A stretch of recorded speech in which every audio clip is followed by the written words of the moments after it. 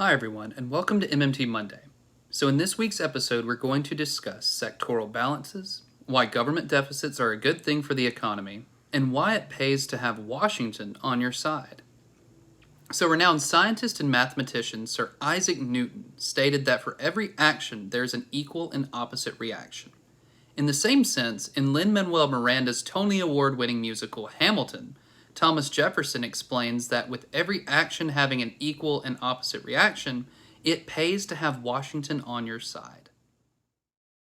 It must be nice to have Washington on your side. Every action has its equal opposite reaction. Thanks to Hamilton, our cabinet's fractured into factions. Try not to crack under the stress. We're breaking down like fractions. We smack each other in the press and we don't print retractions. I get no satisfaction witnessing his fits of passion. The way he primps and preens and dresses like the pits of fashion. Our poorest citizens, our farmers, live ration to ration as Wall Street robs them blind in search of chips to cash in.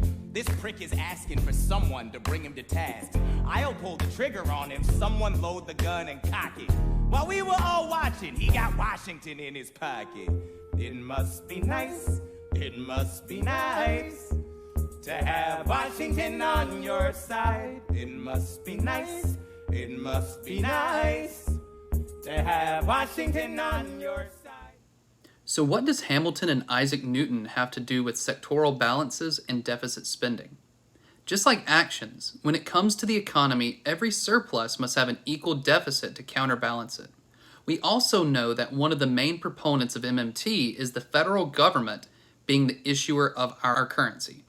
Based on this premise, it pays to have the symbolic Washington on your side, since deficit spending is the fuel that powers an equitable economy. In fact, ever since the time of the real George Washington becoming our nation's first president in 1789, the federal government has always ran a deficit except for 7 different periods. 6 of those periods were followed by economic depressions, and the other was followed by a global market crash in the mid-2000s. So it's not a coincidence that in the period leading up to the economic crash of 1929 and the subsequent Great Depression, our economy saw a government spending surplus and a private sector deficit. So in the first video tonight, Professor Randall Wray expands on his argument for why it is good and necessary for a government to run a deficit. Wray starts out with an example of condensing down the economy to you and me to show how deficits and surpluses are intertwined. For every surplus, there has to be a deficit. If you think about an economy that just has me and you, if I spend more than my income, by accounting identity, you must have spent less than yours. Okay? If we look at the economy we're actually in,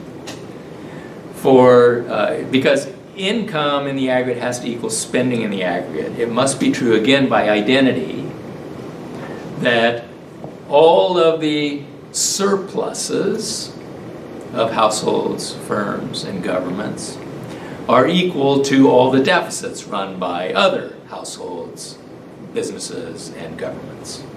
Okay? So it's very convenient to divide the economy up into sectors. So what we normally do is we say, let's take the private sector, households and firms taken together. Let's take the government sector, all levels of government taken together. And then let's take the rest of the world, okay? All other countries taken together. Okay? That's a convenient breaking up of our economy. Again, this must hold true. If one of those sectors runs a deficit, at least one of the others must have a surplus. The normal situation for the United States is the private sector taken as a whole runs a surplus, spends less than its income. And that makes sense. Why? Because households generally want to save for the future. They're saving for kids' college education, they're saving to buy a house, they're saving for retirement. So normally the private sector runs a surplus.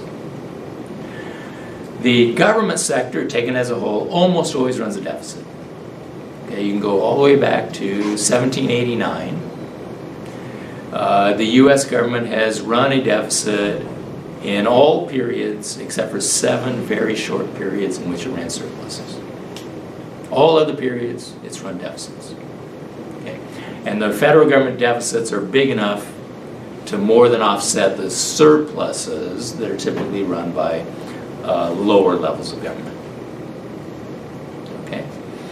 So that's the normal situation for the United States and for most countries. Our rest of world sector runs a surplus against the United States since the days of Ronald Reagan. Okay? You hear about this as a trade deficit. Okay? We run a trade deficit with the rest of the world. More technically, it's the current account deficit. Our current account deficit is offset by the rest of the world's current account surplus. They run a surplus against us. So take these 3 things together, it balances identically. Okay, I can show you a picture. It's a mirror image. The surpluses run by the private sector, as well as by the rest of the world, are matched by the deficits of the U.S. government, okay, since 1983. Before that, we actually ran current account surpluses, but they were pretty small. You could pretty much ignore them. What this means is that it is impossible from accounting for the U.S. private sector to run a surplus and for the U.S. government to run a surplus. Can't happen. Okay? It could only happen if we ran current account surpluses, but we don't, and we're not likely to in the not even the near future, in the foreseeable future. We're not going to run current account surpluses. So if we want our private sector to save, which almost everyone thinks is a good idea, we must have our government running a deficit. Must. As I said, we've only had 7 periods where the U.S. government did not run deficits. The first 6 of those were followed by our only 6 depressions. The 7th was under President Clinton, followed by a severe recession, and then by the global financial collapse. Okay, so not a depression, but bad enough. Deficits are very bad for the U.S. private sector because we achieve them by having the private sector spend more than its income.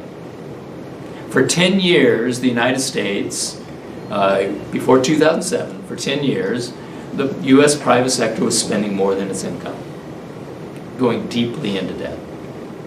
Okay? And in my view, this is why we had the collapse. The last time the U.S. private sector ran deficits was in 1929, followed by the Great Depression.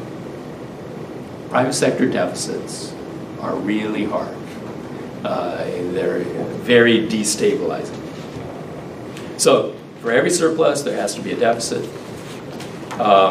We can think of it this way. The federal government deficit provides the private sector surplus in the United States and in most countries. Some countries run current account surpluses. They are able to run a balanced budget or even a government surplus without having their private sector deficit spending. But countries that either run balanced trade or current account deficits need their government to be running a deficit that provides the saving for the private sector to accumulate net financial assets. Those net financial assets take the form of currency and government bonds. So if I spend less than my income, I will have a surplus. This would mean that you receive less from me, then you're also getting a deficit. Those surpluses and deficits must equal 0. This example holds true on a larger scale when looking at the economy as a whole. Wray goes on to explain how MMT divides the economy into 3 sectors, those being government, private, and foreign. Those 3 factors must balance each other out. For example, The government must also always run a deficit to counterbalance the surplus that we want from foreign and private spending. So it's beneficial for the private sector to spend less than it takes in, since most private households and businesses want to save for the future. So we need government spending to counterbalance the surpluses in private and foreign spending. In our second video tonight, Real Progressive's own Steve Grumbine provides an artistic masterpiece to help further explain sectoral balances and why government deficit spending helps refill the economic bathtub. Grumbine begins discussing how his symbolic economic tub is filled by the three factors that Professor Wray mentioned in the previous video. Hey guys, it's Steve with Real Progressives, and no, you can't see my face because I took the time to draw this fancy dancy bathtub trying to discuss sectoral balances, and this is going to be pretty cheesy because I'm not a great artist, but I wanted to give you guys a picture of what it is I'm talking about when I talk about the sectoral balances that drive whether or not we should deficit spend or not. So here's my picture, which is god awful. Look at the little feet on the bathtub. In any event, so here we go. We have our inputs, right? We have sovereign spending, we have private debt, and we have foreign sales. In other words, a trade surplus. Let's say we were a net exporter, okay? So that's where this spigot pours money into the economy, okay? Three separate ways of adding to the economy. And there's the economy, that little blue wiggly line, well, that right there. And hello, Winnie from Standing Rock, and hey, Joanne. In any event, so you see our economy, and the economy right now is based on those three things pouring money into it. However, down here, we have this drain, and this drain is made up of taxes. Taxes remove money from the economy. They don't pay for things, they just remove it. Well, that's not the only thing that's there, and I purposely didn't write this down at the bottom. The bottom here would be leakages as well. So when we look over here at what leakages are, leakages might be tax avoidance, it might be having a trade deficit, etc. So we look at the three areas for sectoral balances. Hey, Wisconsin, hey, Kay, hey, Linda. In any event, so we look at the balance of whether our public deficit or surplus. In other words, are we spending more than we're taking in taxes? As far as private debt goes, is the country at a point where it's saturated, like it doesn't have enough money, liquidity to be able to pay its bills? It's stuck in a debt bubble, like student loans or the housing market, okay? And then, again, down here, the other one is the rest of the world, the balance of trade, any kind of leakages from the economy where cash has left the stadium. Okay, so we come back over here to our tub. And in our tub, we go ahead and we say, all right, so we're draining lots and lots of money from our tub through a trade deficit. In other words, all that money is going over to some other country right now, which is fine, because I would gladly trade paper dollars for their goods and services, okay? The value of the dollar has never been higher. It's awesome. Let's go ahead and use it to our advantage here. We can do it morally. We can do it in a way that is green. We can do it in a way that is above board. But the point is that we should not suffer because people don't understand this. So anyway, back over here in the economy, we're looking at it, and let's say we're a net importer as we are today. That means our money, our dollars, go down here. It's not just taxes. Now all of a sudden, instead of it just being taxes, what do we add to this? Trade. So, hey, John, thank you, sir. If you look at that, because we're a net importer, taxes and the trade deficit are diminishing our flow line. So now all of a sudden our tub is less full, and it's not operating nearly at full capacity. So what could we do to increase our tub? Well, we can tell everybody, go ahead and get a massive private debt. Let's go ahead and all of us take a bunch of money out and get student loans and buy big houses and buy cars and all that stuff, and that'll get some money flowing. That right there is the private debt problem. Well, we all run into a point where we hit, here's us, okay? There's my Meshuggah hat. And instead of being able to borrow more, we're at this point right here. We got nothing left to give. If we miss a payment or anything else, our house is going under, etc. Okay? So back at the ranch, we know we can't take on any more private debt.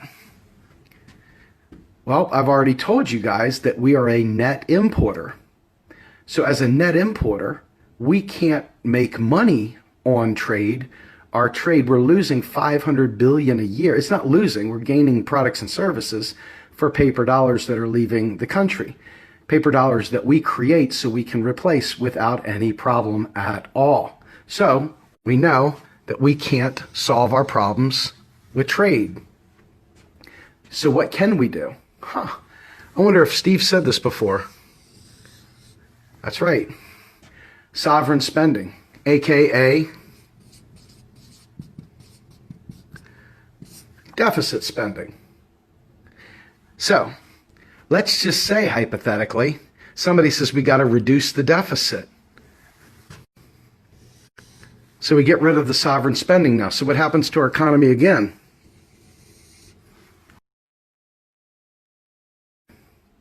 And guys, this is where we are right now, because we have decided that we are going to cut the deficit, reduce the deficit, and we are a net importer, and we still got lots and lots of people that are completely and utterly out of work or underemployed. We've still got a lot of needs. So why would this in any way, shape, or form be inflationary when our tub is down there? Think about it for a minute. Why would it be inflationary if our tub is down here? They can't answer that question. Why? Well, you know I have smart comments. You know I want to say mean things. You know I want to drop the elbow of truth, but I'm trying to do this in a way that allows people to have some dignity still and make some fun out of my terrible drawings. So, over here, if we're a net importer, is that a horrible thing? I don't think so. Why? Because let's think of some of the things that we could deficit spend on, right? So we have Medicare for all.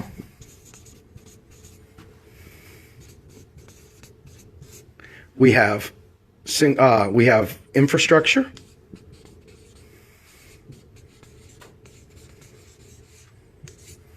We have, let's see here, job guarantee, to do away with worrying about anybody ever being out of work and not having any ability to survive. Let's see, what else could we spend money on that wouldn't hurt us at all? Research and development. Now, what happens over here if we cut the military budget? Let's see what happens if we were to cut the military budget. Oh, this line's right here? Well, that line would suddenly be down here. So do we cut the military budget or do we shift the military budget? I wonder if we shift it. Not to put too fine a point on it, right? So the economy doesn't know that you have a sensibility about, the military. It doesn't know that you want to cut the military. So it just looks at a tub. It's just agnostic. So when you sit there and you say, let's cut, we got to cut. Now that you understand how it works, doesn't it kind of make you feel a little bit foolish to talk about cutting it? So think about all the things that we could do. Now, people say, well, what about manufacturing jobs? Well, what about it? Look at this here. Is that blue collar work? Infrastructure? Yep, sure is. What about a job guarantee? Oh, so why were you saying we needed to bring back twisting Hershey Kisses wrappers, So we could have, manufacturing jobs? Oh, I don't know, because that's what you've always just thought we were supposed to do. It's not really true, is it? Oh, guess what else we could do for the elderly and so forth? We could do a basic income guarantee. Or we could go ahead and take Social Security and start it at 45 years old and fully fund it. And we could make up this thing over here quickly, couldn't we? All of a sudden, it just goes through the roof. And the deficit hysterians are freaking out. But all the while, the tub is getting full, right?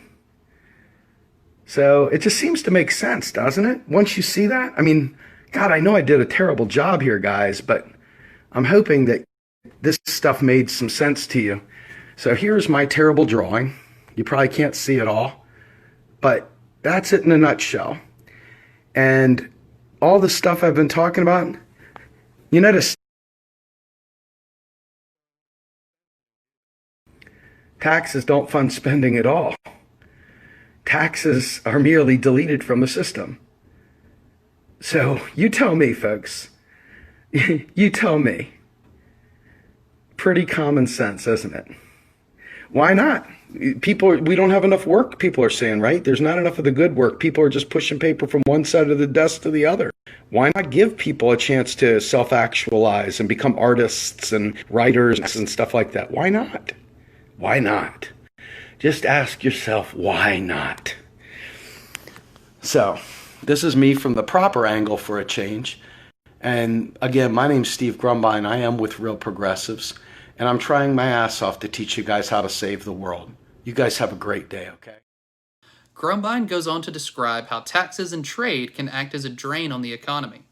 We see that the only way to refill the proverbial economic tub isn't by increasing private debts or foreign trade, but rather through sovereign spending.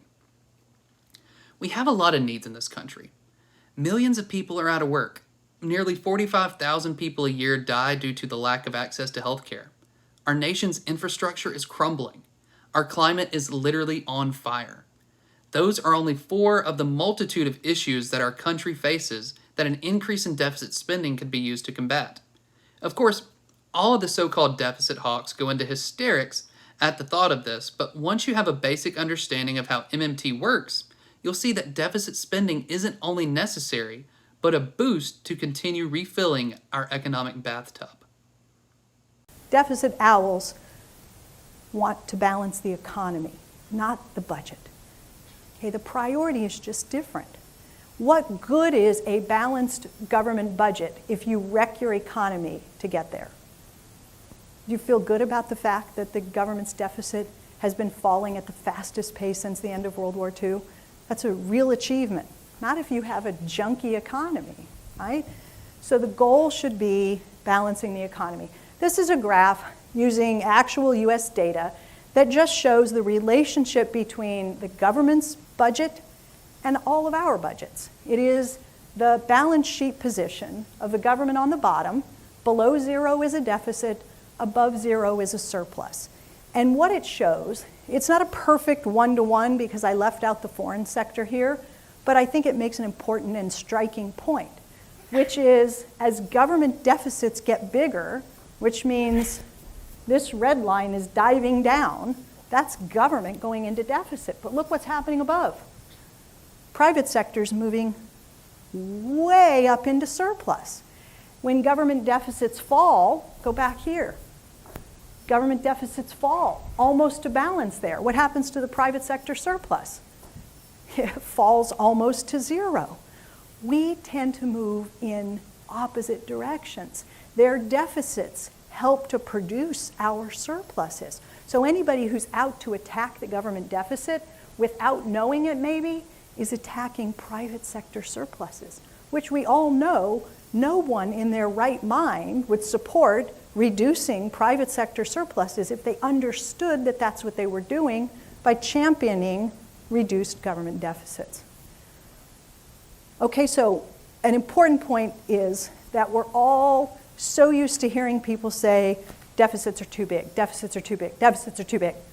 No one ever suggests that the deficit could be too small. But a deficit owl would recognize that right now, today as I stand here, government deficits have gotten too small. Fiscal year 2014, US federal government's deficit is 2.8% of GDP. This is a graph that's produced by the CBO, the Congressional Budget Office. It's a nonpartisan scoring agency.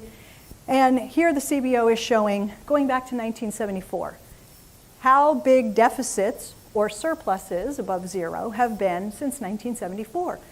And all I did was say, I wonder how often we've had recessions over that period of time.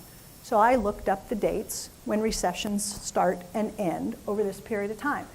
And interestingly, every single time, with no exceptions, that the government's deficit gets too small, which here it appears to be below its average of 3.1%, whenever the government deficit gets too small, we've had a recession. Every single time. And where we are today is that question mark. The deficit is back below 3.1%, and I think it's creating drag in the economy that puts us at risk for going back into recession. Okay, it's just accounting. Government deficits are just merely the difference between what the government puts into the economy, think monopoly banker, and what it takes out. So if the government's running a deficit, putting 100 in, taking 90 out, we label it a deficit, and it sounds negative, but we forget that somebody gets that 10. So as we see, just like Professor Kelton stated, we do not need a balanced budget, but rather a balanced economy. To strike that balance, we must have an equal and opposite reaction between government deficits and private spending, private surpluses also. The government's red ink deficit equals our black ink surplus, so all the self-proclaimed happy warrior deficit hawks that attack the government deficits don't realize that in doing so, they're also attacking the private surpluses that they claim to cherish so much. Once you gain a better understanding of MMT and get past the mindset of deficits being a terrible stain, we can see that deficit spending actually refills our proverbial bathtub by funding bold progressive policies that will be another step towards not only an equitable economy, but an equitable society as well. So I hope you enjoyed the video tonight. And if you do, make sure to hit that like and subscribe button, and also check out our website at realprogressives.org. Y'all have a great night.